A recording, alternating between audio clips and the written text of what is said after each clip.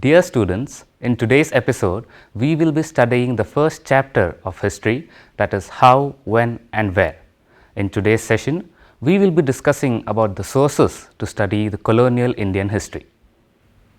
Dear students, in the previous episode, you studied the changes that took place in writing history after the coming of the British East India Company. The British started to study India and our past in order to administer and exploit her resources. The British divided Indian history on religious backgrounds and started publishing reports about India and her past in favor of the British Empire. They termed Indian history as a period of darkness. They glorified and justified the British rule as an attempt to educate the Indians.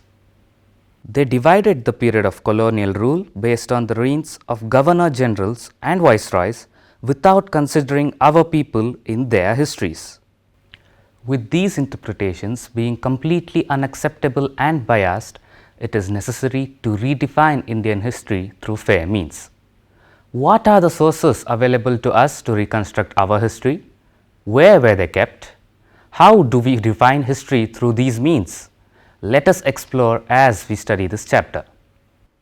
The major concepts of today's session are writing and preserving records, studying records from archives and photographs, importance of colonial documents, institutions set up for surveying, analyzing data collected by various institutions, understanding the use of surveys in constructing history, limitations of these records and surveys, looking for information from other sources, and experiencing the act of collecting and processing data. After studying today's session, you will be able to identify different types of sources, archaeological, literary, etc., and describe their use in the reconstruction of the history of the colonial period. You will be able to synthesize information related to various historical developments. Official records that were written and preserved by the British government are our primary source of information in constructing history. What do we mean by official records? The British believed that the act of writing was important. Every instruction, plan, policy decision, agreement and investigation had to be clearly written up. Once this was done, things could be easily discussed and debated. These records are called as the official records of the British administration. As you see the images of certain documents on your screen, can you think of where and how these documents were preserved? The data pertaining to individuals was collected and preserved in the Tehsildar's office. Not just the Tehsildar's office, but all offices such as that of the Collectorate, the Commissioner, the Secretariats, and courts had their own record rooms where every detail was collected and preserved. The very next question that appears to our mind is that have all these records survived? Many such records of the ancient and medieval times were destroyed. Very true. Many records of ancient and medieval times were destroyed as a result of rains, floods, destroyed by natural disasters and by pests. But in colonial India, the British established special institutions like archives and museums to collect and preserve these records. The National Archives of India was set up at Calcutta in 1891 to preserve such documents.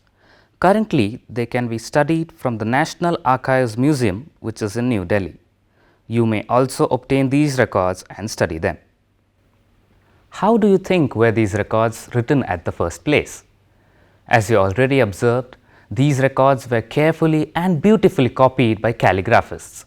With the spread of the printing press, these documents were now printed and multiple copies were preserved. Look at this piece of record from one of the police stations in Pune. What do you understand from this?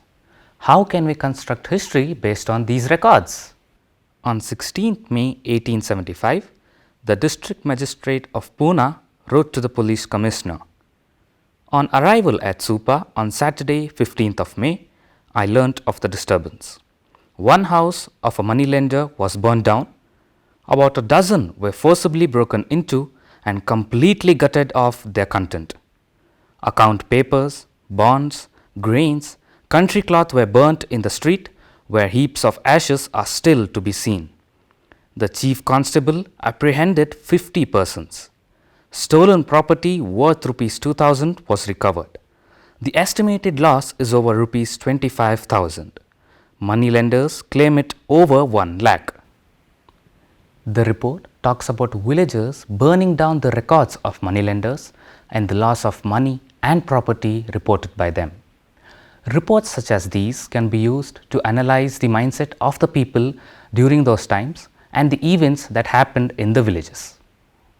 Photography is also an important source for understanding our history, which was preserved by the British. Can you guess how photography was used by the historians by observing these images? From the images of Jaipur, Tiruchirappalli and Calcutta, you can visualize the town life and landscapes. Look how beautiful our cities were 200 years ago. You can identify the Amber Palace in Jaipur, the Rockfort Temple in Tiruchirappalli, and the Bura Bazaar in Calcutta. Not much has changed, right? Look at the river Indus as she flows from Kashmir down the valley. Fill your eyes with the scenic beauty of the river and the valley. This image speaks of the famine that took place in 1876 at Madras. You can find large number of people starving and hoping for food in scorching heat. Here are some beautiful images of the residents of different towns. Observe the changes in their clothes and identify it with the local tradition. The residents of Kutch, a family from Surat and Nagpur, and the women of Bombay. What changes do you find in the clothing pattern of these towns in current world? The British paid high importance in collecting and preserving records for future references. These records are thus our primary source of information in reconstructing our history. After some years of rule, the East India Company soon realized that it was not ruling efficiently enough to exploit India's resources. An efficient administration needed knowledge of the past. Hence, the company started to survey the nation, understand India's climate, topography, cropping pattern and local histories. It also decided to translate ancient Indian works into English. The company established many institutions for surveying India, such as the Archaeological Survey of India, the Botanical Survey of India, the Zoological Survey of India, the Forest Survey of India, the Geological Survey of India, and so on. The Archaeological Survey of India was established to study the ancient and medieval history of India. The Botanical Survey of India was created to study the flora or plant species across the length and breadth of India, while the Zoological Survey of India was established to explore the fauna or animal species in the country. Similarly, the Forest Survey of India was created to identify and study the forest types that existed in India, and the Geological Survey of India was asked to study the geology of India. These institutions perform the same duties even today under the government of India. You may ask as to how these institutions helped the British rule India efficiently. Let us discuss some of these institutions that helped the British. The Geological Survey of India, or the GSI, was given the role of identifying different soil patterns in the country. In these images, you can see officials surveying a village and the first map of India produced by the Geological Survey of India in 1877. The GSI also discovered areas that were rich in copper, coal, iron and petroleum. Can you tell me how these would have helped the British? Discovering elements like coal and iron helped the company exploit these resources fully and make profit by selling products made of those minerals. The surveys on soil allowed Britishers to identify different profitable crops that could be grown on Indian soil. One such crop was the indigo, about which we will learn in the coming chapters. Here is a report made by a British official who was asked to explore the eastern India. Observe the motive behind his report. The view of the country is exceedingly fine. The cultivation, especially the narrow valleys of rice winding in all directions, the cleared lands with scattered trees, and the rocky hills are in perfection.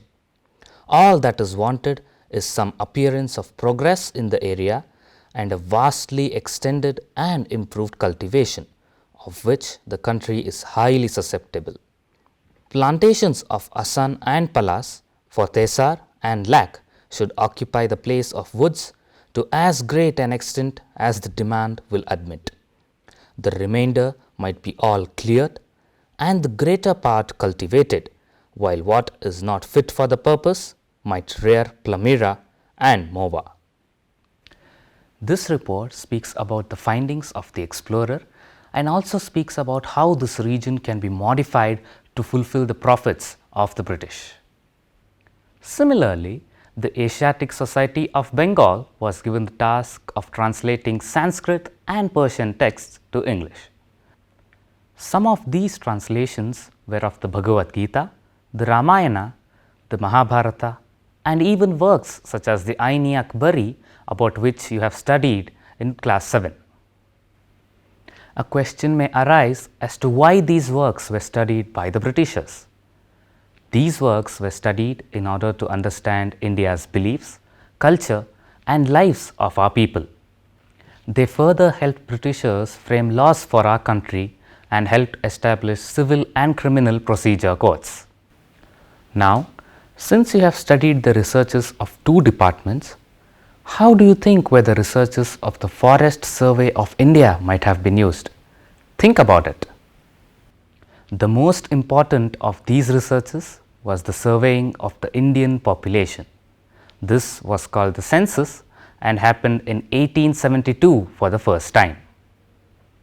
The census collected detailed records of the number of people in all provinces of India, noting information on castes, religion, and occupation. Can you tell when the next census is scheduled in India? Yes, the next census is scheduled to happen in 2021. We now have an idea of how these researches were significant to the British. Let us discuss how these researches and surveys are important to historians in reconstructing our history. The data collected from these surveys help historians get a statistical figure of many things, such as the total population, gender-age ratio, economic condition of the people, occupation of the people, the languages spoken by them, and the region-wise distribution of population, and many more. We can also find out the economic and political activities that were undertaken by the Britishers after conducting these surveys and how they led to further exploitation of the common public. But also remember, not all actions of the Britishers led to exploitation. Even though that was their primary motive, some of them actually benefited the Indian society. For example, establishing a systematic education system and the ban on the practice of sati were some decisions that actually helped the public. While these records and surveys are of immense importance to the historians, they cannot be solely used to construct the history of our past. The data preserved by the Britishers in these archives provide the historians information from a single perspective. We will now explore the limitations of these official records and will also explore the other sources through which we can construct our history. Now, since we have studied the official records and their significance, can you point out the drawbacks of these records? They talk only about the things the Britishers were interested to know. Only records they wanted to preserve are archived. They do not help us understand what the people felt. They do not help us know the reasons behind the actions of the public. These reports presented only a general view of the happenings of those times, and we have no access to the ground reality of these issues. These reports and surveys were biased, as we do not hear of any feelings or emotions from the public in these reports. Since these records were conducted by the British, they only talk about what the British wanted to know. As a student of history, it is necessary to look at our past from all perspectives. Let us now explore what are the other sources through which we can understand our past. The diaries of local people, accounts of travelers, books written by public might be used to construct history. Newspapers and journals published by Indians could also be used to understand the events of the past. Books written by our freedom fighters, such as the works of Mahatma Gandhi, My Experiments with Truth and Hind Swaraj, and the works of Jawaharlal Nehru, The Discovery of India, throw light on lot of information. Works of V.D. Savarkar, The War of Indian Independence 1857, and works of Bal Gangadhar Tilak show us the condition of the people during their times. There are other sources as well. Poems, paintings, short stories and novels, and even letters can be used to understand the emotions of the common public during those times. Here are two images, both depicting the same event but in a different perspective. What do we observe from these images? Both images are from the revolt of 1857. The first image portrays Lakshmibai as a fearless fighter and the Britishers as evil, while in the second image, a woman is seen fighting the local people who are shown as cruel and greedy. In many events, images such as the first image were published throughout India, while in Europe, the images such as the second image were published, thus spreading a false picture of reality.